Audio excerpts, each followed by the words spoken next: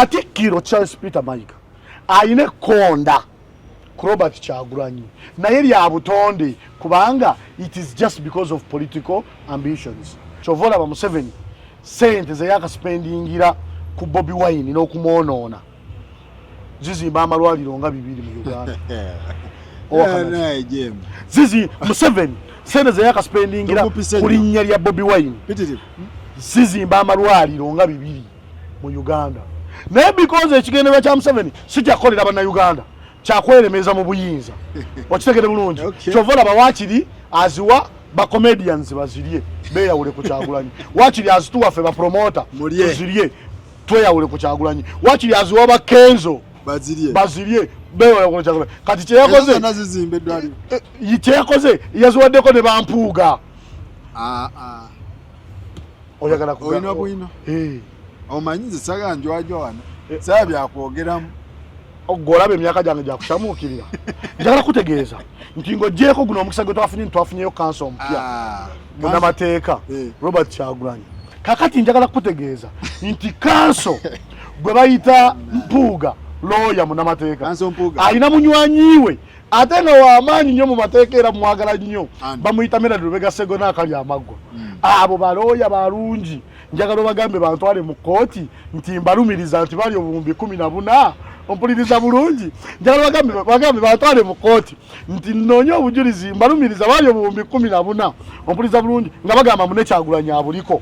Era bagambe nti ba promoter ababiri abali mu mulimu ogwo abagukutula omu avuga Range Rover iliko Y2K okitegera bulungi era yazijja ku ssente ezo jemba mpuliriza ogamba era bagambe akutwale mu kooti obo ngamba wayiriza yali obuvumbi bana Uganda temuntaasa wembanga mpayiriza Mpuuga nti ne Ssegona ompuliriza bulungi ngenda bantwale mu kooti kubanga njagala kubategeeza nti nga bagenda eggulu ku kyalo kye bayita Kyobbe omu ow'ekitiibwa emmotoka yagiviiramu Luweero nenze bagambe nze sibiriimu wulirizwa nze ndi mukunnyonnyola gwe tobiriimu njagala wabanga bagamba nnimba opuliriza bulungi nyina ebintu byesigenda kwogera kati nga mbirize ng'obujulizi mu kooti nga Mpuuga tanantwala mu kooti sigenda kwogera nti mu kikomera ekimu ebunnamwaya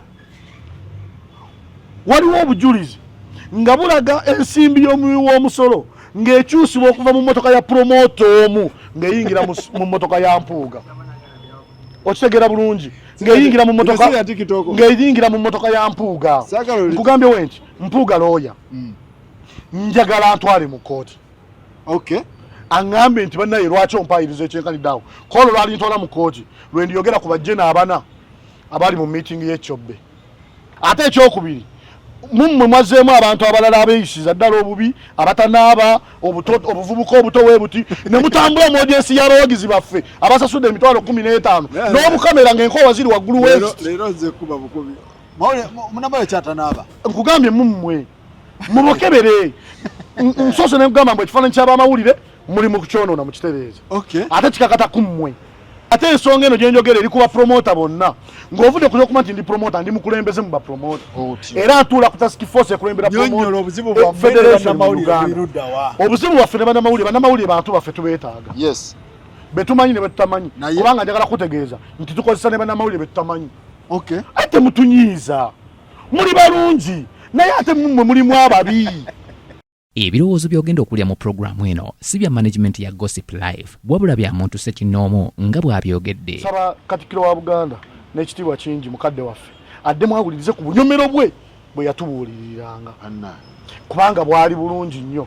Nze nabugyamu ekyokuyiga nayiga nti si buli kimu kinyino kyogerako ate naye nnyini naye kyenjagala alondemu mu obwo obunyomero kubanga statement gye yakoze temuddamu kutwala bifaananyi bya bannabyabufuzi ng'asinziira ku kifaananyi kya Kyagulanyi yabadde senga teyabadde muntu mukulu nga yabadde muvubuka ng'emyaka gyaffe n'aligambye mbu kyalibadde kikola kyabwewusa naye sikyogedde just because muntu abuvunaanyizibwa mu Buganda naye senga yabadde muntu gwetusobola okuyisa okwogerayogera amazima nga tegagenda muluma nga agenda gatereza butereza. Twaligambye nti ekyo ekigambo kyayogedde okusookera ddala yayogedde ku kye yabadde talina kwogerako. Yagambye temutwala kifaananyi kya Kyagulanyi yagambye temutwala kifaananyi kya byabannabufuzi wa ku mikolo ng'asinziira ku katambi akafuluma ng'oli awaayo ekifaananyi kya Kyagulanyi ku mukolo. Buganda okukulaakulana n'okuzimba obumu empagi esinze okugiteekawo mu byafaayo by'ensi yonna kibadde ekintu kimu mukwano. Ekintu ekisinga okuluma Pulezidenti Museveni afuga eggwanga Uganda gwe mukwano bannayuganda ne bannabuganda gwe balaga n'okutijja eri Ssaabasajja Kabaka.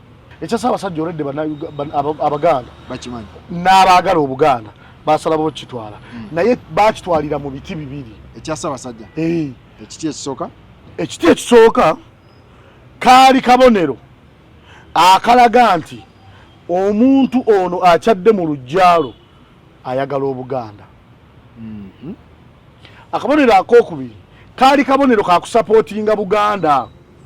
Okutwala ekifaananyi kya Ssaabasajja Kabaka ne certificate ya Buganda ne map ya Buganda ku mukolo si kikola kya bwannono mu mikolo. Aisha ate si kyatteeka, si kalombolombo, si kikola kya nnono era si kalombolombo ate si tteeka mu kwanjula n'okwanjulwa n'okukola embaga. Otyo kikolwa kya kuzimba bumu, kikolwa kya mukwano, kikolwa kya kujajjatta, kikolwa kya kusapootinga Buganda kubanga ekifaananyi kya Ssaabasajja Kabaka si kya bwereere. Kireka ensawo y'Obwakabaka ng'etaddemukko ettaffaali kubanga Ssaabasajja Kabaka ne gavumenti ye mayiga essaawa zino gyamukulembererako erina bajeti ya buwumbi 2 kudda waggulu naye tesolooza musolo. Abaganda n'abaagala Obuganda byebyo kubimu ebintu bye bakola okulaba nga bajeti ye esobola okusigala ng'eyimirirawo. Kaakati abaagala Kabaka abaagala Kyagulanyi w'obagamba temugeza ne mutwala Kyagulanyi nga baagala Kabaka baagala naani? Ne Kyagulanyi. Oyagala kubajjako mukwano gwa Kabaka ate oba oyagala geraageranya Kyagulanyi ko Ssaabasajja ate. The problem is Katikkiro Charles Peter Mayiga ayina konda ku Kyagulanyi because of political ambitions. Katikkiro Charles Peter Mayiga ayina konda ku Robert Kyagulanyi naye lya butonde kubanga it is just because of political ambitions. There was time where Katikkiro of Buganda was so supportive ku biseera by'ettaffaali. There was a time where Katikkiro of Buganda became a threat. Okuliza bulungi mujjukira ebyafaayo Bannayuganda mwerabira mangu. Kakati Katikkiro mu biseera by'ettaffaali yatambula yatalaga amawanga gonna mu Uganda ne bamwaniriza n'omukwano era ne bamuwa sapooti ya Ssaabasajja Kabaka ey'ettaffaali. Wekiri yagenda e Bunyolo, yagenda mu Northern, yagenda e Busoga ng'ate Muganda ng'ate agamba tali political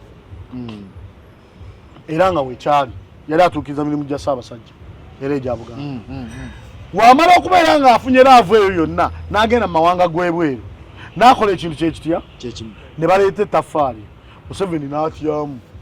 Museveni atya nnyo omuntu akuŋŋaanya amawanga gonna. Kyova olaba Museveni sente ze yakasipendingira ku Bobi Wine n'okumwonoona zizimba amalwaliro nga 2 mu Uganda. Museveni sente ze yakasipendingira ku linnya lya Bobi Wine zizimba amalwaliro nga 2 mu Uganda. Naye because ekigendebwa kya Museveni si kyakolera bannayuganda kyakweremeza mu buyinza. Okitegere bulungi. Kyova olaba waakiri aziwa bacomedians bazirye beeyawule ku Kyagulanyi. Waakiri azituwa ffe bapromota tuzirye tweyawule ku Kyagulanyi. Waakiri aziwa bakenzo bazirye beeyawule ku Kyagulanyi. Kati kyeyakoze yaziwaddeko ne bampuuga. Oyagala oyina bwino omanyi nze saganjwajowana saa byakwogeramu ogolaba emyaka gyange gyakushamuukirira. Njagala kutegeeza nti ng'oggyeko guno omukisa gwe twafunyeyo kanso omupya munnamateeka Robert Kyagulanyi. Nina bannamateeka abalala benzikirizamu nga Marende okitegera bulungi. Kakati njagala kutegeeza nti kanso gwe bayita Mpuuga lawyer munamateeka alina munywanyiwe ate nga w'amaanyi nnyo mu mateeka era mwagala nnyo bamuyita Merard Lubega Sseggona akali amaggwa. Abo balooya balungi njagala bagambe bantwale mu kkooti nti mbalumiriza nti bali obuwumbi 14 ompuliriza bulungi. Njagala bagambe bantwale mu kkooti nti nnoonye obujulizi mbalumiriza bali obuwumbi 14 ompuliriza bulungi nga bagamba Mune Kyagulanyi abuliko.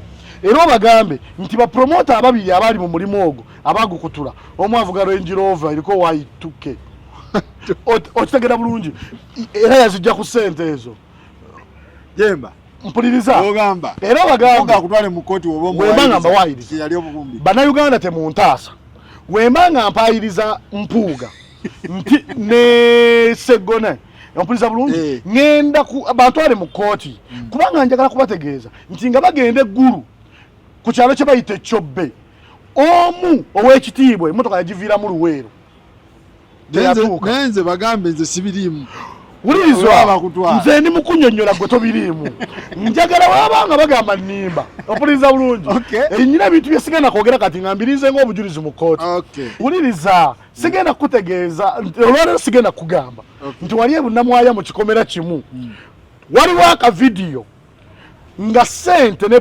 zikyuka okuva mu motoka ya promota emu ng'abazikyusa y'owekitiibwa Mathias Mpuuga nota nga bazisomba bazijja mu motoka ya promota bazisa mu yambu. Njagala okubategeeza nti ku bubbi n'obulyako kubaserezo mu w'omusolo olwaleero nga Mpuuga tanantwala mu kkooti sigenda kwogera nti mu kikomera ekimu ebunamwaya waliwo obujulizi nga bulaga ensimbi y'omuwi w'omusolo ng'ekyusibwa okuva mu motoka ya promota omu ng'eyingira mu motoka ya Mpuuga okitegera bulungi ng'eyingira mu motoka ya Mpuuga nkugambye wenti Mpuuga lawyer njagala antwale mu kkooti aŋŋambe nti bannaye lwaki ompayiriza ekyenkaniddeawo kolo lwali ntwala mu kkooti lwe ndiyogera ku bajjena abana abali mu meeting y'Ekyobbe. Waliwo akavidiyo nga sente zikyuka okuvaawa nga ziva mu mmotoka yo promota ompuliriza bulungi ng'abakulu bakukuta baziteeka mu mmotoka y'owekitiibwa ate tulina n'obujulizi obulala nga tulina n'obujulizi obulala ng'enkaayana zizzeewo tetwali bitegedde nga bakayanira sente ate sente tezakayinibwa Mpuuga na balala ate sente zakayinibwa bapromota abameka abakola omulimu. Wakyaliwo ne Jena akyayina ebibuuzo ate oba oyogera ku nsonga z'abapromota kubanga oli promota wakyaliwo ne Jena akyayina ebibuuzo ku kyati ku ssente ezo zennyini ate zakola omulimu sente bazimuwa ng'akiikiridde Kyagulanyi era Kyagulanyi ono si musiru zino sente zenjogerako tezirina bujulizi yazeesonyiwa zogerako n'ayogera 5 nze njogera obuwumbi 10 na bumeka njogera obuwumbi 14 diiru yaggwera Kyobbe President Museveni oyo musajja mugezi yakuba essimu n'agamba ndaba bipapula mumuwe ebipapula kakati ensimbi y'omuwi w'omusolo wetujoogerako abantu abalala nga bagamba twenoonyeza byaffe. Njagala kutegeeza bannayuganda ne President Museveni nti President abantu bano bakwagala nnyo naye gye baakoma okukwagala munnaye gye bakomye okukukyawa naye nno tebakukyaye era njagala kutegeeza nti obuzibu bwo si Kyagulanyi. Kyagulanyi is not the problem. Obuzibu bwa President Museveni butateeke mu nkola bintu biruma bannayuganda. Nze siwagira Kyagulanyi kulw'okuba ye Kyagulanyi. Nze mpagira Kyagulanyi kubanga ayogera ebyo byennyini ebituluma era ebiruma bannansi. Tuyozeyoze CBS ojjuwa okugizza ku mayengo UCC yagizizza. For the moment UCC ne President Museveni mwebale kola appreciation bagisibiraki bulijjo talina license nga naye ekola kuva ku kwekalakasa kwa Ssaabasajja Kabaka nga bagamba yali ekuma omuliro olya bulungi naye toweerabya waliwo Katikkiro mulala by then ng'eddoboozi ettuufu erya Buganda likyasobola okutuuka okategedde nkategedde sebo bagisiba ku kwekalakasa kw'Olugerere nga waliwo Katikkiro omulala ng'eddoboozi lya Buganda ettuufu likyasobola otutuuka. Okay. Ng'Abaganda bannabyabufuzi bakyazimbibwa Emmengo. Ne bagiggala. Nga n'abannabyabufuzi abatali Baganda bakyazimbibwa Emmengo ne bagiggala. Essaawa zino kye bakoze kyenkanankana n'ebirabo ebijje biweewa abantu abalala ng'Oweekitiibwa eyali former vice president Sekandi. Bamuwa. Bamuwa ekirabo ky'obwa vice president. Motoka. Ekirabo ky'obwa vice president ng'avudde ku bwa speaker olw'emirimu emirungi gye yakolera gavumenti ya NRM. Okay. Ne bagamba ono okumuwummuza obulungi tumuwemu ekya vice. Okitegedde bulungi? Yeah. So license okubaddiza ate ogamba award. It is award. Ate award ejeti. Anti tosobola kutuusa ddoboozi ly'abantu ng'oli ku CBS. Nkugambe Katikkiro wa Buganda alina olutalo direct ne Kyagulanyi. Ye alabanga eyalibadde Kyagulanyi by today. Ate teruvudde leero. Munoonyereze ebyafaayo abajjukira ebyali e Busaabala ku ttaka lya Gundi. Ku ttaka lya Bobi Wine. Anti byali biyingizamu n'omulangira Jjunju. Nga bamubuuza lwaki ali ku sayidi ya Kyagulanyi. And it is true. And people around you know. Naye ekya license kikulu. Yeebale okugituwa. Ku lw'aka percentage akatono. Akatono Ssaabasajja kaafuna ku mpuliziganya ezo. Yensonga lwaki tukyasobola okuwa CBS ekitiibwa ne BBS. Okay. Kubanga yo BBS ya Katikkiro ne munywanyiwe. Naye olw'aka percentage ako era Katikkiro yalwanisa Ntakke kyekyasuula Delta. Anti Delta gye baali bazimbidde ku musingi gwa Buganda nakyo badde tokimanyi. Mbadde sibimanya ate. Delta wali eri ku Muganzirwazza. Delta. Baali bagizimbidde ku musingi gwa Buganda. Nga yegenda okubeera radio ya Buganda, TV ya Buganda. Katikkiro wayayingiramu.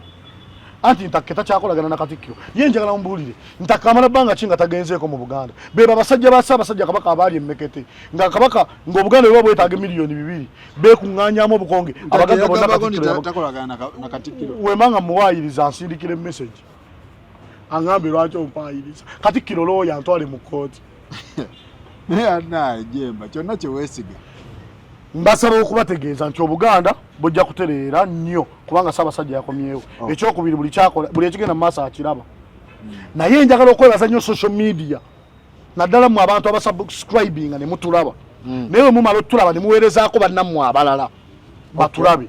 Information eno yeeyongereyo. Njagala okubategeeza nammwe abasupportinga abantu abo. So kati okufuna kuba luli badde bagamba nti CBS ina beetakyaza gwa kubanga badde talina license. So tusuubire nti ngeri gye yafunye license ebintu byonna talatibu. Baali wadde license olw'okugyebaza obutabakyaza. Muleka ate kuvuunula bintu gumu. Wetuwanga tulimba. Kifuula nne. Wetuwanga tulimba twafunye license bakyazeeko Kyagulanyi. Olabe weetaddayo. Ebaddewo nga kweri genda ogikole gwe ogiteekewo nga talina license. Radio. Olabe we batakeerewuwo. Yeah. CBS nga CBS si ye problem. Katikkiro ye problem. Naye ebintu bino bigenda kukyuka ng'ensonga bbiri zikoleddwa. Okay. Abakozesebwa mu gavumenti y'Emmengo ng'abakulira aggiddwako obuyinza. Ogenda kulaba emisindo okufuluma Mmengo awo nga buli omu bamuvunaana kye yakola. Jemba olanga omusajja omulinako obusungu. Ate mulinako obusungu kya ayambako emirimu gya Ssaabasajja. Mukulu. Ogenda kulaba n'abalangira bamuwalana. Bye baayogera tewabiraba. Oba abataka bamuwalana. Kale nga tonnajja kunza ekiyenje. Genda kubalangira. Olukiiko lw'abalangira lyesiga namba emu erikulembera Obuganda. Naye Katikkiro wa Buganda amanyiira n'abalangira ba Buganda. Era boogera lunye mu makamera. Nze gambye jjajjange. Jjajjawo. Gomotoka atula ku lukiiko lw'abalangira lwa Buganda. Abalangira luli bakola obuvidiyo. Nyina bakola obuvidiyo ne bakola bu audio nga batuusa okwemulugunya eri Obuganda ku Katikkiro wa Buganda. Nga ne jjajjawo mwali? Yalimu. Tegeeza ogajjira ddala ku source. Sigajja ku source. Ndi mu kwogera ekintu ekinkwatako kye mmanyi obulungi. abalwanyi ba Buganda n'abantu ba Buganda omwoyo gwa Buganda ogutafa guli mu abavubuka nga society eguddewo e Rwanda abanyarwanda abali battibwa amawanga gonna agabaliraanyi gaagaana okubawa obubudamu bana baba obudamu UN ekitongole kya UN ekiyambe kya United Nations by record go and make research nekigaana okuba regarding nga ba refugees nga naye bafa badduka kufa nekigano ba regarding nga baki ba refugees. It is only the Kabaka of Buganda who was there by then who welcomed those people from Rwanda n'abateeka mu Lukola be abantu bolabe mu Luwere Ngoma abantu abanyarwanda bolabe Kyankwanzi okyegere bulungi naye ekyabateeseyo kubanga baali balunzi nettaka eryo Kabaka teyali bawa n'agamba nti ndibawadde naye yagamba bagira babeerako eyo ensi yaabwe baneeterera bakole ki naye olw'obulungi bw'Obuganda babalekayo so gwe omwoyo ogutafa gwe bulijjo gwe boogerako era abantu abanyarwanda abali wano mu Buganda ompuliriza bulungi nga tebaagala Buganda naye nga bajjajjaabe bakulidde wano babeera batusasudde bubi naye abo boolaba baagala Kabaka n'Obuganda nga bajjajjaabwe bakulidde wano abo boolaba bakalanira passport nga bagamba tebakyalina waabwe kituufu tebalina naye Ssaabasajja yabawolokaaminga nga tebannaba kudda ku saidi ya President Museveni badde ku saidi y'Obuganda kubanga wano edda ng'okuwangula Uganda olina okusooka n'oba ne Buganda kubanga Buganda ye mukuŋŋaanya wa Uganda. Obudde bututwala njagala tugendeko tukube tochi mu show ya Aruna gwoli promoter kye kyabaddeyo nga ngenda kwaja Aruna omanyi yetayagala nnyo byabufuzi nsaba bana Uganda mukkirize tugende batusibe buli mumba musibire ku komere eri muliraanyi President Museveni ajawulira omulanga gwaffe kubanga agenda kwata China hotel mpozi okutukwata nga tujjudde nnyo natwalako mu makomera g'ensi endala ekitakkirizibwa muneegatteko mu campaign tugende batusibe kusanga munno muwe obuvumu nti mukomera bagaba akawunga katteeka asibe balina okulya tujja kulya tugende kwa Aruna mu biro Aruna show yabadde etya ndabe trendinga ndaba bakubya abantu abakulu mawulire ku TikTok kuliko abantu abakulu nokodde abantu yabadde yabakadde mwabadde mu kikadde kyabadde kyekitufu Aruna mu biro yategesa kikadde okusookera ddala yamenye record kuki ku Serena udi mwaka ki guno oba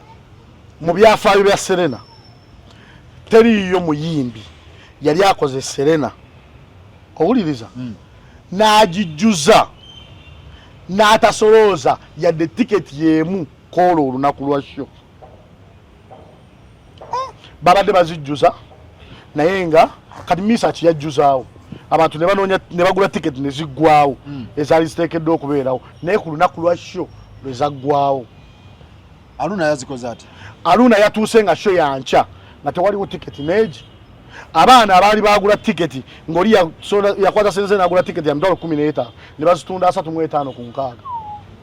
Nze nabadde ne tiketi yange gye nagula eya VIP eya table nagigula $38 nagitunze $8. What?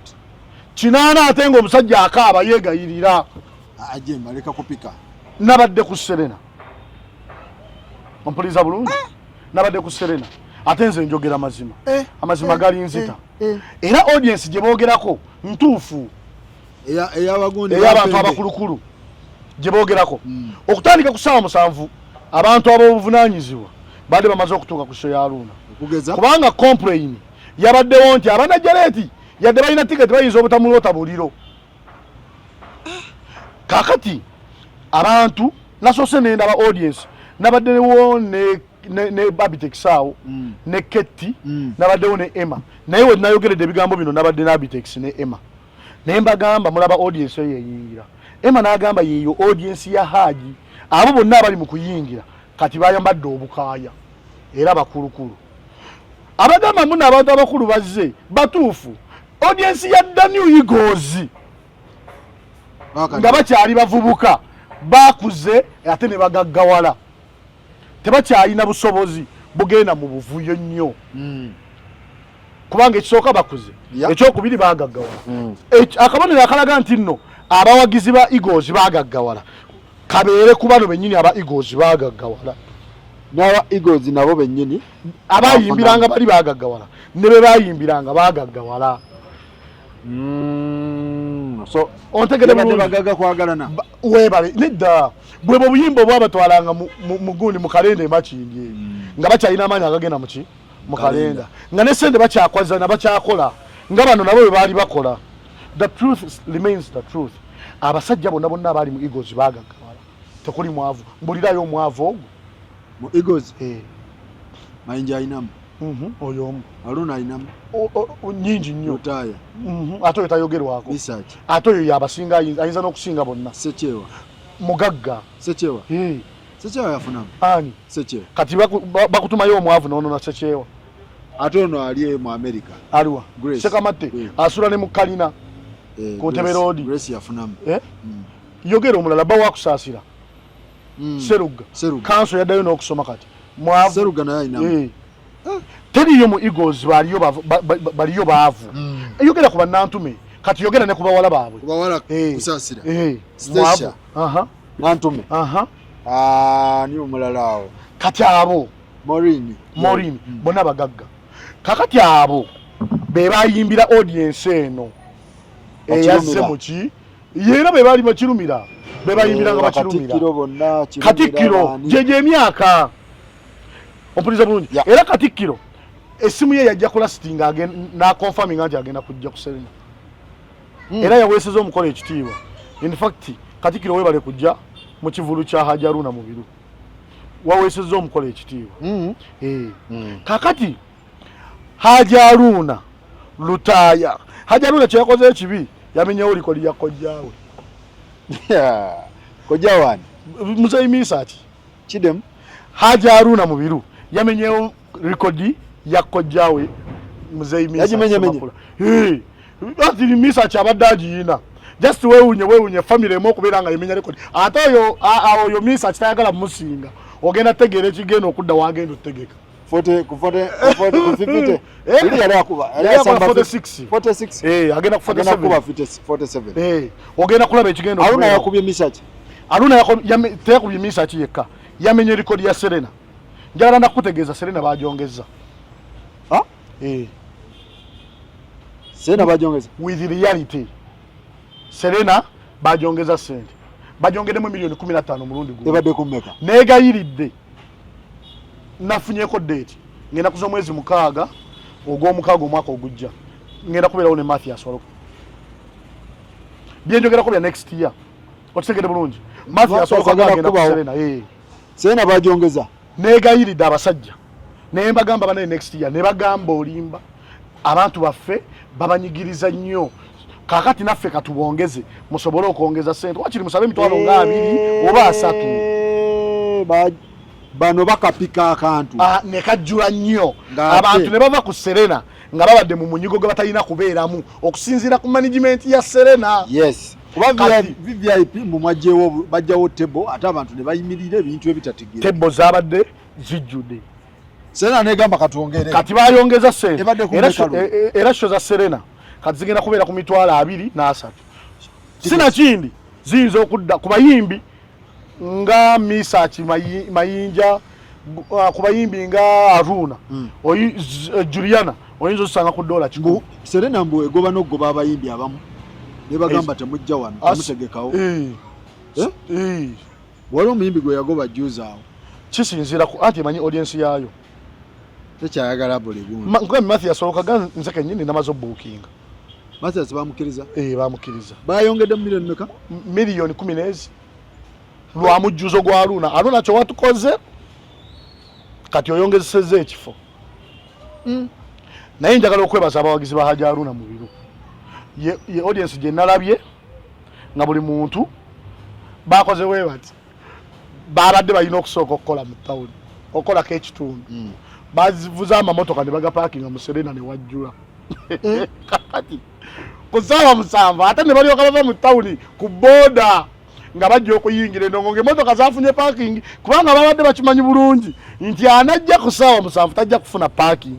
It is by record parking yabadde ejjudde by ssaawa 7 kati nayagadde okuvuga nfulume mbeeko wendaga ng'ate siina bwe mpita kufuluma ne ninnya boode emmotoka nenjesonyiwa Ajaruna abamu celebrating ze mwebale olwaleero ali Mukono enkyali Masaka kulomukaaga ali Mitiyana nawulidde mbu abamawulire tebabakiriza yingi kyabadde kitya abamawulire ekituufu kiriwo ekiti omujjuzo gwabadde mungi ogw'abantu abasasudde sente zaabwe abamawulire baali babawaako naddala ab'ebitongole bye bakolagana nabo mu TV biki baali babawa tickets kati bo nga bagamba tezibamaze kati we bajja nga tezibamaze batuusewo ssaawa nga 11 12 nga layini y'abano abasasulira ku momo pena kinga nnene nga management yaba promoter neteesa abamawulire tusooke tulindeko okubata okuyingira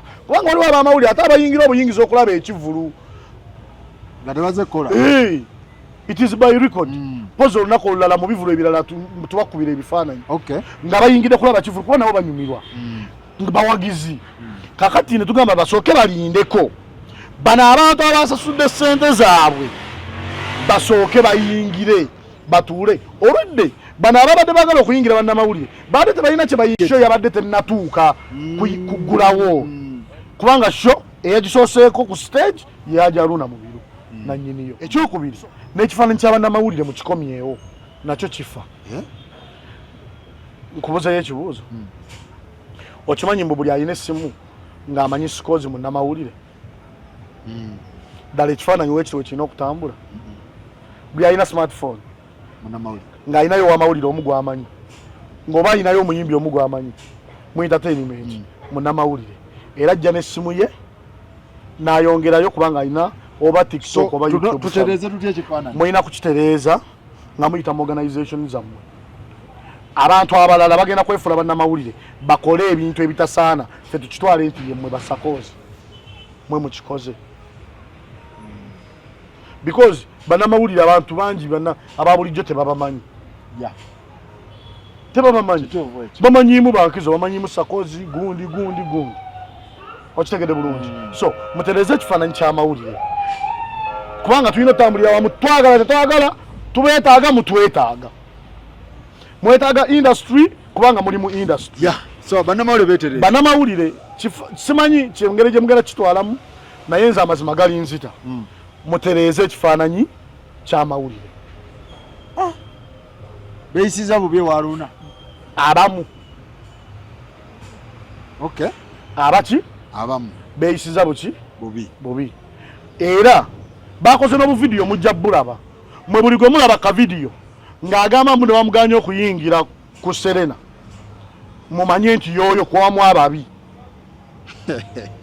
anti bagamba mubakozesa ekisooka Serena okulanga ebintu byammwe anti ate tubasasula mubasasula bannamawulire bagradinga kusinziira buli muntu engeri gye yegradingamu wetukola press conference tusooka netuteekawo miliyoni nga 2 z'abamawulire ekyo ndowooza okimanyi era buli wamawulire ajjawo ompuliriza bulungi agenze n'esatu agenze n'etaano agenze n'ebiri kitegeeza eno saavisi gyazza okukola esasuliddwa mwemba sikkubidde nga kululi mu press conference okupushinga nakkubira ompuliriza bulungi era nenkusasula abamu tumala nakunegotiatinga sente mmeka era nenkusasula lwaki golowooza nti olina kusooka kufuna tiketi ya kuserena kufunza kuba naate abakomyawo ze nakusasula so oyagala tuga nti abamawulire tetugula tiketi zammwe of course mbulirayo mu likodi owamawulire omwe yali agiguza temuzigula tubawampe tetugula tiketi temuzigula temuli bawagizi ate netujjuza ate nemujjuza ate ekyokubiri mummwe mwazeemu abantu abalala abeeyisiza ddala obubi abatanaaba obuvubuka obuto weebuti ne mutambula mu audiensi y'abawagizi baffe abasasudde emitwalo 15 n'obukamera ng'enkoowa ziri waggulu leero nze kuba bukubi munamala kyatanaaba nkugambye mummwe mubokebere nsoose ne nkugamba mbu ekifaananyi ky'abamawulire muli mu kukyonoona mu kitereeza ate kikakata kummwe ab'obuvunanyizibwa kikakata kummwe ab'obuvunanyizibwa abamu mulimu okukitereeza kubanga buli alina kamera buli alina essimu ya smartphone kati muki munnamawulire okitegere bulungi we mumala nga bukwata essimu weebuti ng'enkoowa buziwanika nga buyita mu bawagizi baffe webuti abawagiza ab'obuvunanyizibwa kati omuwagizi abanywa bbiya ng'awulira oluso olubi ate bagambye VIP ate wanamawulire ate VIP ate ng'ono omuwagizi ffe gwe tulina okusooka oprotectinga because ono nga tazze naawe sijja kufuna ebiri jakkuwa so okuprotectinga audience era show emala okubaawo ab'amawulire bwewakozesa ne bakulangako n'otabawa ssente baddayo ku mativi ne bagamba oyo Jemba tasasula gundi yadduse ku bannamawulire promoter annyonnyole lwaki ate ensonga eno gye njogera eri ku bapromota bonna ng'ovudde kuja okuma nti ndi promota ndi mukulembeze mu bapromota era ntuula ku task force ekulembera obuzibu bwaffe ne bannamawulire bantu baffe tubeetaaga betumanyi ne betutamanyi kubanga njagala kutegeeza nti tukozesa ne bannamawulire betutamanyi okugeza nze so tetunaaba abamu mutereeze obuyonjo bwammwe ekyokubiri mugumire grade gye mwegradingiramu if you are a pay out of 30,000 before you hear my call on the event day don't come ekibaleeta because mutusalamu tojja ab'amasimu bajja kukuŋŋaanya waka waabwe kubateeka ku channel zammwe si zaffe ate mutunyiiza muli balungi naye ate mmwe mulimu ababi Jemba bapromota bakutumye nze nawulidde Bebekulu ng'agamba mbuno yanyiigamu yagenda mu meeting ya Buganda ne bamuleka ebwe mugundi ku mukolo gwa Buganda ne bamuleka ebwe statement wajuulira sijuulirangako gamba gakato uli munsi sinajuulira Bebekulu omuyimbi w'eggwanga mutabani wa President Museveni omuzaali atali muzaali biologically mutabani wa wekitiibwa Bidandi Sani okitegedde bulungi yakoze statement n'agamba mbu ekyamunyiiza yagenda ku mukolo gwa Buganda mbuna abali ku management y'omukolo ne bamugaana okuyingira naye ddala Bebekulu ero sizalawo Bebekulu mubawunsinga mutya ku level ye mu capacity nange namubuuliza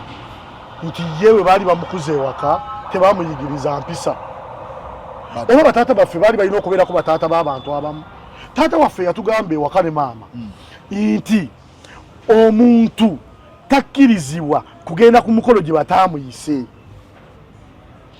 era obwana obuto wuliriza era obwana obuto wuliriza era obwana obuto edda nga waliwo embaga ku kyalo mwabali muvubuka mwakubanga obudanke nga mugenda ne muzina ku mbaga saazinako ku mbaga mwagendanga ku mikolo gy'abantu gye bataabuyise ne babateera obusaniya emmanju w'ennyumba ne muli omuceere era bategekangawo ensanyina z'obwana buceereeta kakati omuntu ali ku level ya Bebekulu omuntu omu kuba holdings efraga ya music industry mu Uganda omuntu mutabani wa President Museveni atali muzaali omuntu ayimbye ennyimba ezongera ku Uganda omuntu akutte n'abayimbi abamu ab'ensonga kati ne betukkiririzaamu n'abatwalako ne mawanga amalala nga tebannabeera bakabi ogenda otya ku mukolo gwe bataakuyiseeko tekisoboka kakati bwaba baali bamuyise atulage kaadi gye bamuziririra tali ku level za wuliriza bwaba baali bamuyise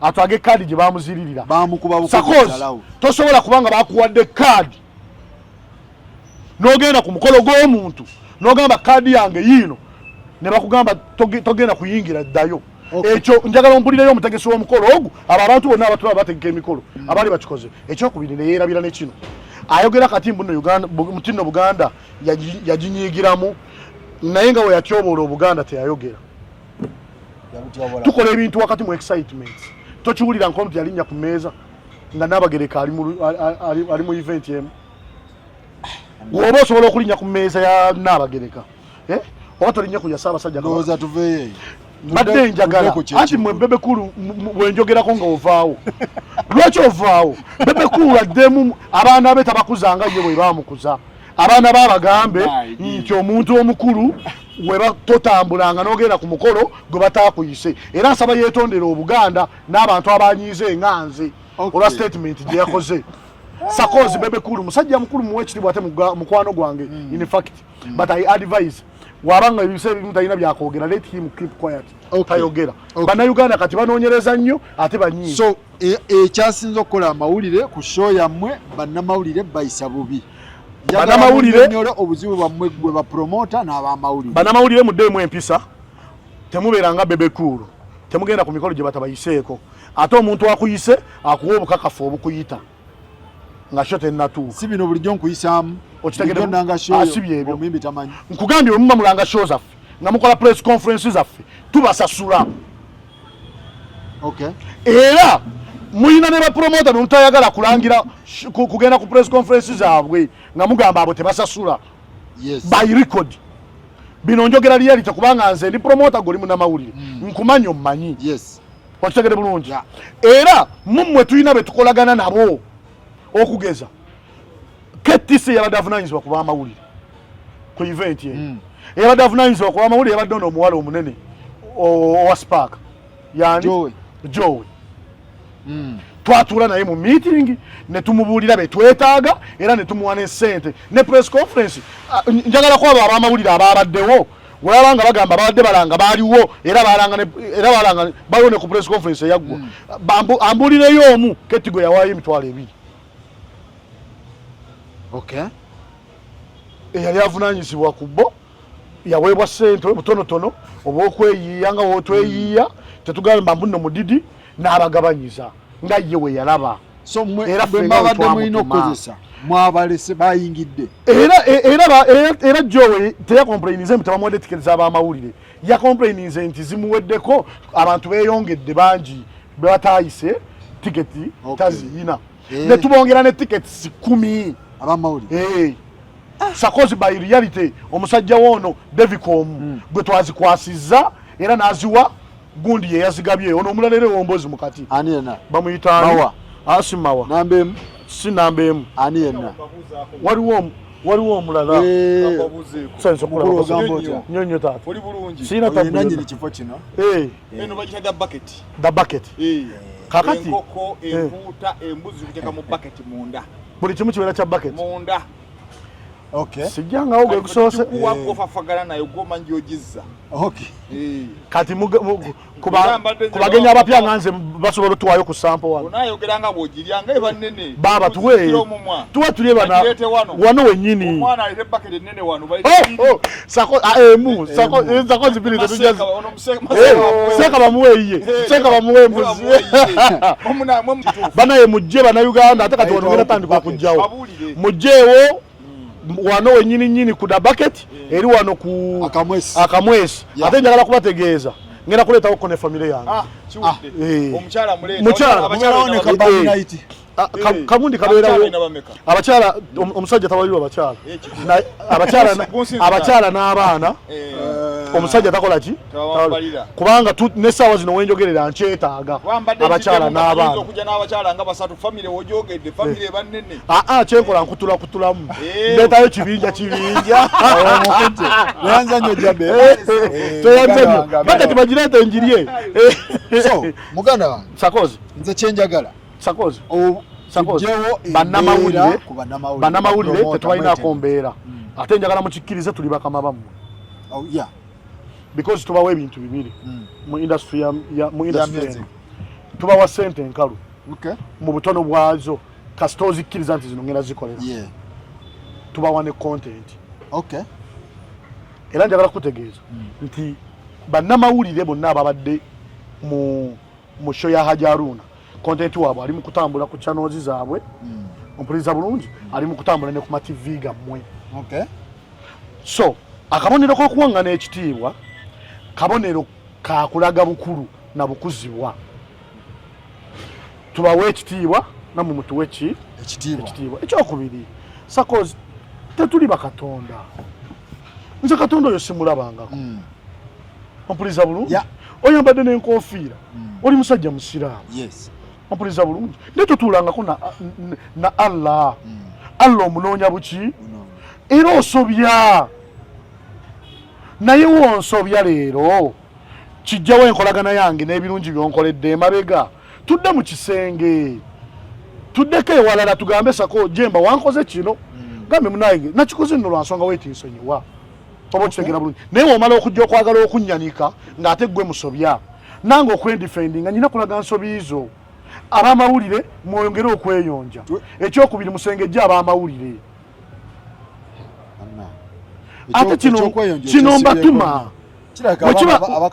wuliriza ekyokubiri you are going for a corporate show ogenda ku Serena naawe owulira ekigambo Serena olina audience gy'ogisuubirayo era gy'ogenza okukwata yambala nga agenda mu audience eyo bakola batya otegedde bulungi nze mbadde nyambadde vest nga ndi mu kuvuga motoka pewe nfuuwako gwe mbadde nzija ku programu ya Sakozi ompuliza bulungi ngambye siyinza kugendera mu vesti ku programu ya Sakozi nina okwambala nembeera decent n'abamawulire bwe baba bakola temutunyiigira mututegeere ekirala bwe tuba tubayisa bubi musibe ekikookolo temuddamu kujja kukwata kontenti waffe era ogenda kulaba nga kummwe tulina be tuyisa obulungi era bagenda kujja kubanga nammwe ffe mulimu gwammwe so ensonga ya amativi n'amarediyo mubuulirire abaana bammwe mubaawule ku ba YouTube channel mubaawule ku baana ba TikTok okitegedde bulungi nze nkolagane n'omwana ne mukwano gwange wa TikTok okunyambako okulanga nga mmanyi wenkoma naye nkolagane n'omuntu wa TV ye YouTube channel ey'amaanyi ng'eyo nga mmanyi wenkoma naawe nkolagane n'abaana ba TV nemwe mukwata abaana ba TV 3 nga bona babukedde ne mubatwala ku show za Serena nga tiketi ya 15 muyomba tubabayingi promoter oba omuyingiddemu naye nga ate wamusabye miliyoni 15 okumulangira owa media house oba wamusabye 5 akusaba miliyoni 15 nakuyira abantu 20 bonna bakavalira kati ekireese obuzibu bannamawulire mikwano gyaffe otunuulira ali awo nga ye Ivan owakacumbaali n'omukwano gwo naye saamulabyeko na ku show naye nga yabadde omu ku bantu abalanze sheeno nga tetumuwanga yadde nusu 5 walanga sheeno saakulabyeko na ku show saawuliddeko na simu yeesaba tiketi ompuliriza bulungi kati gwe wetukuyita ne tukwebaza mu ngeri ey'obuvunaanyizibwa nga oli agamba tumusosola twamugobye osevinze emitwalo 15 eza tiketi yo kubanga 100% yogigwana ng'ovudde ku kyokuba nti okoze nti watukoleddeko just status yo ku tafaali ly'otuteekako ffe mu music industry okitegedde bulungi eye 15 ogikola ki neya tebo ogigwana kati wojja ne gamba waayi embeera teyatambudde bulungi haji nagamba naye sooka otwalirire 10 oguliremu abaana ensawo y'amaanda ng'oli agamba so bannamawulire tubaagala nnyo mutunyiigire tubagamba amazima mwetereeze n'ekirala musengejje mukomyewo ekitiibwa ky'amawulire Sakozi Aruna yayambadde ekikulu gobera wali n'Aruna wali mu muceere kuguni kwekyandyemu gwe kakati obuzibu obuliwo abantu bano betuwangaaliramu kulwokuba twogera nabo batuuka ne balowooza twenkana yalaze kirasa abaavu baana yayambadde nga bakadongokamu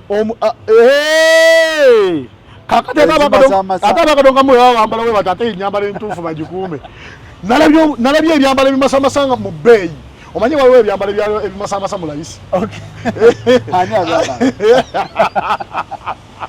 waliwo ebyambalo ebimasamasa mu layisi naye nalabye ebyambalo ebimasamasa mu bbeeyi omanyi eyamwambaza omanyi yamwambaza kakati buli yanyumidde enyambala ya Aruna nantume ye yamwambazza wano e Uganda ebyambalo byonna yabijja bweru ate mu design nantume yeze yalonda oyugola abasebo yayambadde miliyoni 25 ku Serena Aruna first deposit yaliwo miliyoni 15 nze kennyini nze namunona ewakavuma Aruna nga yatadde yayambadde miliyoni 25 ku stage yawo nayambala miliyoni 10 ku events endala 10 walala mukono era walere mukono ate they are going to get it as full as it was ekintu kimu kyetwamisi kyayambye Aruna okuba ekintu kino to the fullest yeyambye kano ka video ke yatambuza oba yeyambye Aruna yayimbye oluyimba Nali kuwadde olubiri naye Ssaabasajja mmotya ng'oyinza okulowooza lwajjo. Baali bawemula, Oba kitegera bulungi. Ate baawemulanga naye baawemulanga mu nnyambaza ey'abantu abakulu bokka. Okitegedde bulungi. Bakazi balunda bonna babadde. Budget. Wabula nkubuulire ekyo kibuuzo sigenda kiddamu nkirekedde abalonzi. Jemba ate oba okolera bantu.